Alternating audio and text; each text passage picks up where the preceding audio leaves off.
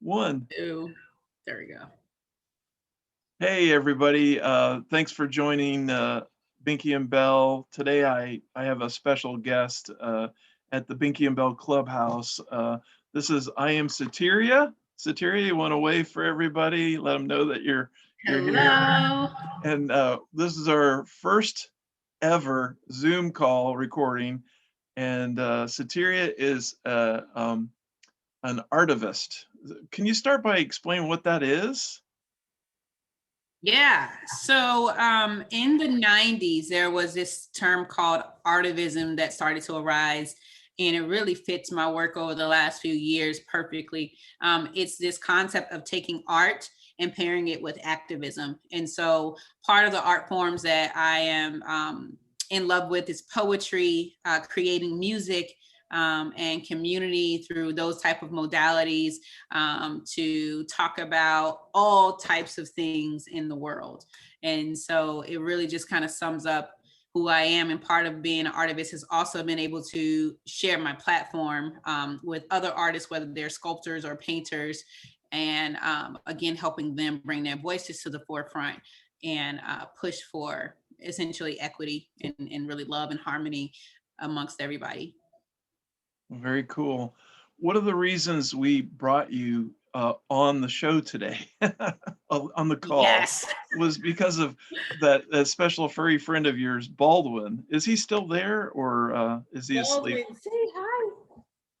He is Hey, here. Baldwin. Hi, Baldwin. So tell me about Baldwin. Hey, handsome Oh my guy. goodness. Baldwin is 9 years old. Oh my goodness. He is my first dog ever. I didn't grow up with animals. And so my partner grew up with animals and wanted a dog. And I was like, he's like, that's enough of specialty time. And so he came about, there was a family who was just in transition, and he's like, where's my treat? I got his little treats to bribe him to be on camera, by the way. But there was a family who was like, hey, we're looking to rehome him, I guess is the term. And good job, you're a star. You're the star, Baldwin. And that's how we got him. And he's just like a bundle of joy. He's pretty chill, laid back. And for some reason, he likes to bark at bigger dogs. And I'm like, bro, you're not going to win that fight. Like, I don't know what is happening here. But he's helped me tap into a part of myself that I just never even knew I had, because I never grew up with animals. He's got like the Napoleonic complex where he's just like, he's the little guy and he has to prove himself. Yeah. All the time. Yeah. So you did us a big favor. We're working on a new gallery exhibit called Be My Valentine. And one of the features is your poem, Love's Gift. Can you tell the audience a little bit about Love's Gift? I remember watching the rough draft of it and thinking, oh my goodness, I'm gonna start crying. It was so good. So tell me how it came about. I'd appreciate that. Yeah, Rick, we've been knowing each other for years, and I feel like you always bring out best parts of me that I've never been introduced to. I think our conversations and our relationship has just blossomed and helped me explore like who I am in different facets. And it's so amazing that you asked this, because we haven't even had Baldwin for a year. And the pictures, really, when I started looking at the pictures, I'm like, these are really the most amazing things about you, and sometimes the most annoying things about you, Baldwin. And I was like, well, isn't that love? Like, we have things that we love about people and things that just annoy us about people. Yeah. And I think one of the things that I found was just so beautiful is going back and being able to fully, like just reminisce on where he was in these moments. And the ones that I think there's a line about him being photogenic, because he just sits there. I'm like in his face, taking pictures all the time. Like, Baldwin, pose, do something. And he just the like, one where he's on the pillow. Right, exactly. Like, he just like, he just sits there. He just lets me. It's like one of my favorite pictures. And I know I've hashtag like Monday mood. Like that's his like Monday mood is just chilling, like relaxing. So yeah, he's been such a joy. And that poem really speaks to my personal experience with him and how I see that he sees us. Like, you know, he hears things before we hear it. You know, he's barking at a dog that's like 3 miles away. Yeah. And he reminds me of my mom in the back as a backseat driver. My mom is like, that car that is 4 miles down the road may turn and not stop at that stop sign. You should be aware.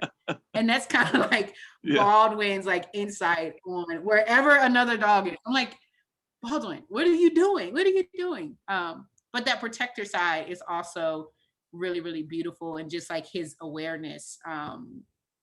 So I found that it was very, very easy to write about him from those aspects. Well, I loved all I love the music, I love the poetry, I love the pictures of Baldwin especially. I just can't thank you enough, and I'm so glad we are able to collaborate together. So tell me, what kind of things as a artivist inspire you right now? I think you know, Baldwin doesn't have a care in the world, it seems like, besides a squirrel that is like going up the tree. I think I'm inspired by playfulness. And you know, his ability to speak to us without speaking. And I think that's what poetry and music does. It speaks to people's hearts in a language that only music, I feel, can. I remember when I traveled to Germany with this through this internship, and I had never been out of the country. I was in my 30s, and um, in Germany, they speak a different language, right? And so when I was there singing in English, the emotion that was shown, it was so beautiful to say we don't speak the same spoken language, but like love is its own language. Mhm. And you know, even just now, Baldwin was like doing like this, you know, I want my treat.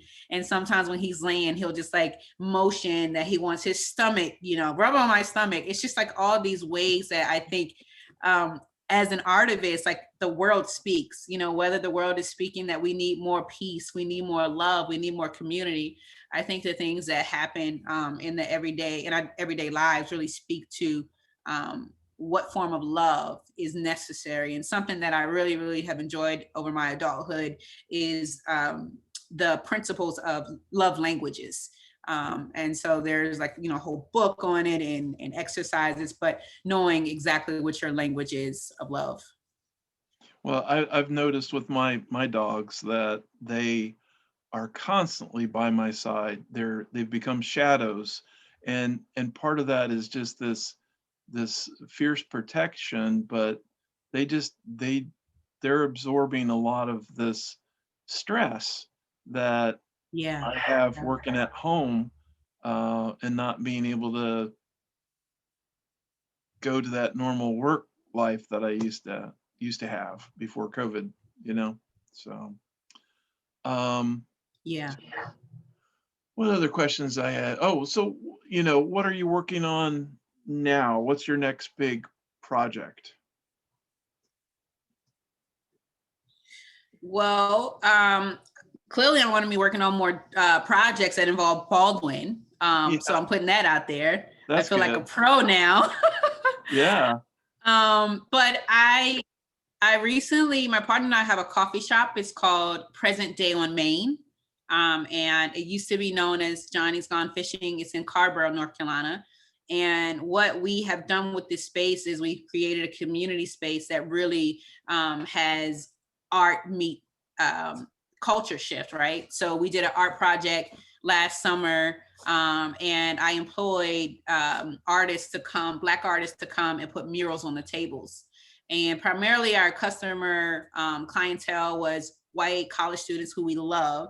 And it was like, how do we just add more diversity to this space? And so the tables within 1 week of doing this project, so something that I'm talking to this gentleman named Paul, who is out of the state about, is how can we create these picnic tables around town, Uh-huh. essentially bringing conversations up, since the only place that we could be was outside. you know, what better way to talk about hard things than through art that's on a picnic table, you know, breaking bread.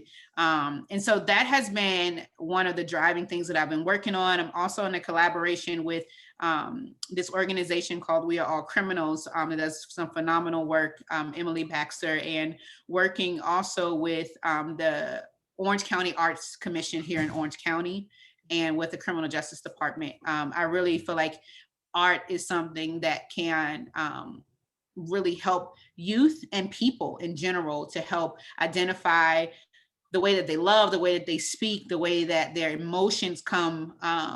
The emotion wheel has like been a big part of my life over the last couple of years, having a therapist. And she's like, you know, how are you feeling? Everything was like, good, good, good. And she's like, well, what is the definition of good? Like, let's get some broader vocabulary, but being able to name, you know, what I'm feeling and be able to share that artistically. Right before the pandemic, I did a show at the Hall River Ballroom where I was the headliner. So I did some singing and poetry. And it was such a beautiful, beautiful scene of people from an array of backgrounds being in community together, all because they wanted to show up for what I do, which is just so humbling and beautiful. And so I Am Soteria really was birthed out of my biological name, which is Soteria. And it's my way of saying we all have something in us that makes someone else feels like they can go on another day. So that's what the work is, and the project is really about. My social media is also I Am Soteria, and I post more there, some of the recent things that I'm doing. And then Patreon really gives my supporters an in-depth understanding of my process and my work, and who all the stakeholders and community members are that support me. Well, I can't thank you enough for what you've done for Binky and Bell and this Be My Valentine's gallery exhibit. You've added this new dimension, both with the video, being willing to chat with me. This is the first, you know, whatever we call it, Binky and Bell Clubhouse or podcast, whatever you want to call it. And I can't thank you enough. You know, who could believe that, what was it, like 5 years ago, 10 years ago, we met, you were my instructor, and so was Linda Lutz, and we were in a class with Donald and Donna, and we were talking about following our passions, and you know, here we are. You with your poetry and art, and me with my cartoon dog art, and you know, it's great. So, well, thank you so much, and we'll just put a wrap on this. And thanks for being a soul on fire and following your passion. And I'm just so glad that we can collaborate together. Absolutely. I'm so grateful. Thank you for sharing your platform. And Baldwin wants to also say bye. Say bye, Wald. Bye. He's like, bye, but I want treats. Oh, he is so handsome. Thank you. Thank you.